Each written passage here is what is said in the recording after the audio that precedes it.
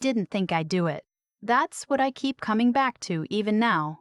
He sat across from me in that conference room, his conference room, with his name on the building 2 floors above us, and he slid that envelope across the table like he was doing me a favor, like he was being generous, like I should thank him. I didn't thank him. I smiled, pushed the envelope back, and walked out to my car. And then I drove 40 minutes to the county courthouse and filed the paperwork my attorney had already prepared. He found out 3 hours later when a process server interrupted his 2 o'clock. That's where this story ends. But you probably want to know how it started. I was 31 when I took the job at Crestfield Capital. It was a wealth management firm. Old money, mostly, the kind of clients who'd had the same advisor for 20 years and only changed when someone retired or died. I was a junior analyst, which meant I did the work that made other people look smart. I was good at it. I didn't mind the obscurity, not then. I had student loans and a 1-bedroom apartment and a plan that involved patience. My direct supervisor was a man I'll call my boss. He was 54, twice divorced, the kind of man who tells you he respects strong women in the same breath he interrupts one. He ran the mid-market portfolio division, which was smaller than the flagship side but still managed close to $2 billion in assets. He had a corner office, a company car, and the casual confidence of someone who had never once been told no by anyone who mattered. I want to be careful here because I don't think what happened between us was a love story. I don't think it was a predatory story either, exactly. Though I've turned it over enough times to know it wasn't nothing. What it was, I think, is what happens when a significant power imbalance meets loneliness and bad timing on both sides. I was lonely. He was attentive. He took me seriously when a lot of people at that firm didn't. We had dinner after a client presentation in March. We had dinner again in April. By May, I was doing something I knew, even then, was not entirely wise. We were careful. Or I thought we were.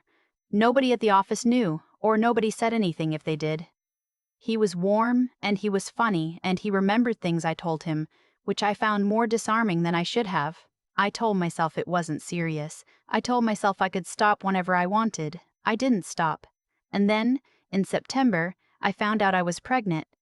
I sat in my car in the parking garage of my apartment complex for probably 45 minutes after I read the test. I called my sister. I'll call her my sister because that's what she is. And she didn't say anything for a long moment, and then she said, "Okay, let's think." That's what I love about her. No drama, just let's think. I told my boss the following Tuesday. I asked him to meet me off-site at a coffee shop near the river that neither of us had been to before. I'd chosen the location specifically because it felt neutral, no power dynamic built into the furniture. He went very still when I told him. Not upset, exactly. More like a man doing fast math in his head. I watched him and I thought, he's already calculating exits. "Are you sure?" he asked. I told him I was sure. He nodded slowly and said he needed some time to think about what this meant. I said of course. I drove home and I threw up, though I'm not sure if that was the pregnancy or the look on his face. He asked for 2 weeks. I gave him one. When we met again, same coffee shop, same corner table, he came with a folder. Inside the folder was a document. He didn't hand it to me right away. He set it face down on the table and told me that he cared about me, that this wasn't easy, that he wanted to be fair. Then he turned the folder over. It was a non-disclosure agreement. Attached to it was a cashier's check for $250,000. I looked at the check. I looked at him. I said, "What exactly is this for?" He said it was to help me handle the situation and move forward. He said he thought it was generous. He said with what I can only describe as audacity dressed as kindness, that he hoped I understood his position. I understood his position perfectly. I left without the check. I want to tell you I was certain from that moment forward. I wasn't. I went home and I cried for most of 2 days. I called my sister again and she drove 4 hours to sit on my couch and eat takeout with me and not say anything that wasn't useful. I thought about the apartment and the student loans and the job, because if I pursued this, the job was certainly finished one way or another. I thought about doing this alone. The specific, practical weight of it. But I also thought about the check, the casual confidence of it, the way he'd said generous. The assumption that a dollar amount was the appropriate response to a human being. I made an appointment with a family law attorney. Her name is not important to this story, but I'll tell you, she had certificates on her wall and a no-nonsense way of asking questions that made me feel, for the first time in weeks, like I was on solid ground. "Are you planning to continue the pregnancy?" she asked. I said yes. She nodded. "Then let's talk about what you're entitled to." What I was entitled to, it turned out, was more than a cashier's check. My attorney explained that, in our state, child support is calculated based on the paying parent's income. My boss was a senior partner at a wealth management firm. His base salary alone, which was a matter of semi-public record because the firm was registered, was well over $500,000. His bonuses, most years, doubled that. Child support isn't symbolic in high-income cases, my attorney said. It reflects the child's right to benefit from both parents' financial circumstances. I'd never heard it framed that way before. The child's right, not my claim. The child's right. I asked about the NDA. My attorney looked at it for about 90 seconds and told me it was likely unenforceable in the context of child support proceedings, since you can't contractually waive a child's legal rights. She said this with a kind of flat certainty that I found enormously comforting. He hired someone who told him what he wanted to hear, she said. That happens a lot with men in his position. I asked what the next step was. She told me she'd prepare a petition for paternity and child support that we'd file with the family court and that he would be served. "Do you want me to proceed?" she asked. I said yes. I found out later, from a former colleague who still talks to me, that the process server reached him in a meeting with 3 clients. He had to excuse himself. He came back to the conference table looking, she said, like someone had let the air out of him. I won't pretend I wasn't satisfied by that image. His attorney contacted my attorney 2 days later. They wanted to settle. They proposed a private arrangement, a monthly sum structured as a private contract rather than a court order with confidentiality provisions. My attorney brought it to me. I said no. She asked if I was sure. She said the number they were offering was not negligible. I said I understood and I was sure. I wanted a court order. I wanted it in the record. Not for revenge. I want to be clear about that because people assume revenge when a woman refuses to be quiet.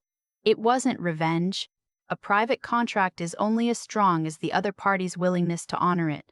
A court order is enforced by the state. One of those things can be quietly renegotiated when I'm not looking. The other cannot. My attorney said, "Okay then," and I could hear the small amount of approval in her voice. The legal process was slower than I expected and faster than I feared. There was a paternity confirmation, a non-invasive prenatal test, which I know people have questions about because someone asked about it in the comments of a video I watched when I was going through this and it stuck with me. Yes, it can be done before birth. It's a blood draw from the mother and a cheek swab or blood sample from the alleged father. It's extremely accurate, and it's available in most states, though you should verify what's admissible in your specific jurisdiction. My attorney handled the details. He didn't contest paternity once the test came back. I give him that. What he did contest was the income calculation. His attorney argued that his bonus structure was variable and shouldn't be fully counted. My attorney submitted 3 years of tax returns, which we'd subpoenaed, and a compensation analysis from the firm's own documentation. The judge was not sympathetic to the variability argument. The final order was not the number I would have made up if I were fantasizing. It was real, which meant it was complicated and came with conditions and a custody arrangement that I had feelings about and then made peace with.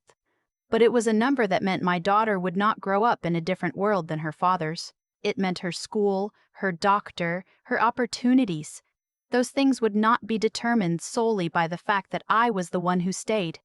I was 7 months pregnant when the order was finalized. I sat in my attorney's car. She'd driven me because I didn't trust myself to drive after. And I looked at the document and I thought, this is not everything, but it is enough to build on. My daughter was born in February. She has her father's nose, which I have complicated feelings about, and my sister's laugh, which I have uncomplicated feelings about. I left the firm before she was born. I want to be honest about this part, because it wasn't clean. I gave notice and my boss, my former boss by then, made it professional and cool, and said the right things about my contributions, and I said the right things back, and we both knew the subtext perfectly well. Two of my colleagues went out of their way to be kind to me on my last day. One person avoided me entirely. That's about what I expected. I spent 4 months on my sister's couch, which is less romantic than it sounds because her couch is genuinely uncomfortable and her cat has strong opinions about personal space. I looked for work. I found work, eventually, at a smaller firm that paid less but had a reasonable maternity leave policy, and a manager who didn't make me feel like a variable to be managed. I want to be honest about the hard parts too, because I think when women tell these stories, there's a pull toward making them triumphant in a clean way. The truth is that there were months when I was exhausted beyond description, and the court order didn't make 3 a.m. easier. And sometimes I felt angry in ways that weren't productive and had to choose, daily, to focus on what was in front of me rather than what I was owed. The resentment is real. The love is also real. Both of those things live together, and I've made a kind of peace with the fact that they always will. Her first year was hard and wonderful in the way that first years are. Her father sees her. It's supervised for now at his request initially and then by court arrangement, and I'm deliberately not going into the details of that because they belong to her, not to this story. What I will say is that she is curious and loud and extremely certain about her preferences regarding applesauce, and I have learned more about myself in 22 months of parenting than in the 31 years before it. There's something I've thought about a lot since that day in the conference room. The envelope. The ease with which he reached for it. I don't think he thought of himself as a bad person when he did it. I think he thought he was solving a problem efficiently. I think he had spent enough years in a world where money was the language of resolution that the transaction felt, to him, almost neutral, not cruel, just practical. That's what I keep turning over. Not the cruelty of it. I've made my peace with the cruelty, but the absence of imagination, the failure to consider that the woman sitting across from him was not a liability to be managed, but a person with options and a very good attorney. He miscalculated me. And I think he miscalculated because he never had to calculate before. When you have enough money and enough titles and enough years of being the person who makes decisions, you start to assume that the decisions are already made. That the world will arrange itself around your preferences. It won't. Or it doesn't have to. I said that to my sister once, on one of those late nights when my daughter was finally asleep and we were drinking tea on her back porch. My sister, who has always been the more pragmatic of us, thought about it for a minute and said, "You just needed someone to tell him the world had other plans." That's what the court order was, I think. Not revenge. Not even justice, exactly. Justice would look different. Just information. A formal notice that the world had other plans. I am not filing this story away as a triumph, because I don't think that framing serves anyone. I had resources he didn't expect. A good attorney, a supportive family, enough financial stability to hold on to the process, a state with reasonable family law. Not every woman has all of those things. I'm aware of that and I carry it. But I also made choices. I pushed the envelope back across the table. I drove to the courthouse. I said no to the private settlement. I chose the court order. I chose the record. Those choices have weight, and I want to honor them clearly. They came from a place of knowing, finally and without ambiguity, that what he was offering me was not a solution. It was an erasure. And I have too much to say to be erased. My daughter is asleep in the next room right now. She went down at 7:30, which is a miracle, and I have been sitting here at the kitchen table with a cup of tea that has gone cold, and I have been thinking about what it means to tell this story. I think it means you are allowed to take up space. You are allowed to walk into a courthouse with a folder and a plan. You are allowed to say no, actually, I know what I'm entitled to, not out of greed, but out of clarity. Out of the understanding that protection is not the same as aggression, and that fighting for your child's future is not the same as fighting against someone. I wasn't fighting against him. I was filing for her. That's the only part that was ever simple. I've thought a lot about cause and effect since that day, not in any abstract way, just the plain practical version of it. The idea that every choice lands somewhere, that nothing disappears cleanly, no matter how much money you attach to it. My boss believed in clean disappearances. He built a career on resolving complications efficiently, and I think that's genuinely how he saw me in that moment. A complication, not a person who had made a choice, not a woman sitting across from him with her own interior life and her own attorney already on speed dial, just a variable that needed managing. He reached for the envelope the way people reach for tools, automatically, without much thought about what the tool actually does to the thing it touches. That's the part I keep returning to, not the money, the automaticity of it, what I've learned. And I don't mean learned like a lesson in a book. I mean the kind of thing that gets into your body after enough 3 a.m. nights and enough hard conversations. Is that the way a person responds to an inconvenient truth, tells you everything about their character, not their success, not their title, their character. My boss had an enormous amount of success and very little experience with inconvenient truths, and when one arrived in the form of a positive pregnancy test, he reached for the first exit he could afford. I chose differently. Not because I'm braver than other women who face similar things. I want to be careful about that claim, because I had resources and support that not everyone has, and I know it. I chose differently because my sister sat on my couch and said, "Let's think." And because my attorney looked at that NDA and said he hired someone who told him what he wanted to hear, and because somewhere in the middle of being afraid, I got very clear about one thing. I was not willing to let my daughter's future be determined by someone else's convenience. That clarity.